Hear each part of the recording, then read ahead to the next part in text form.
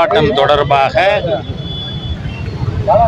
DNS section 35 படி notice கொடுத்துருந்தாங்க.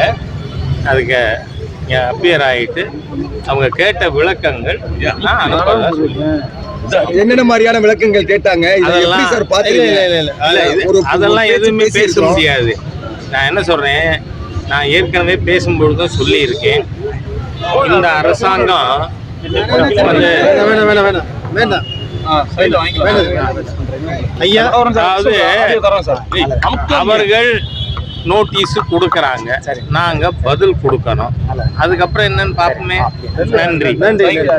ஒண்ணு நேற்றுக்கு இந்த பஸ் ஸ்டாண்ட்ல ஆர்ச்சு இதுங்கிறதுல மாற்றும் பொழுது ஒருவர் மறைந்துட்டு இருக்கார், ஒருவர் சீரியஸா இருக்கார். இது எந்த பணிகளுமே சரியா நடக்கிறது இல்லைங்கிறதுக்கு இது ஒரு உதாரணங்கிறத நீங்க எடுத்துக்க சார். இது வந்து தமிழக அரசினுடைய வன்மம் நினைக்கிறீங்களா சார்? இது போல அலைகளுக்கு வந்து தமிழக அரசினுடைய வன்மமா எப்படி சார் பாக்குறீங்க? வழக்கறிஞர்கள் பாப்பாங்க, நான் என்ன பாக்குறது? இது வரைக்கும் உங்களுக்கு இந்த மாதிரியான வழக்கு எத்தனை வழக்கு சார் நிலுவையில் இருக்கு? இது இந்த மாதிரியான வழக்கு நிலுவையில் ஒண்ணுமே இல்லை.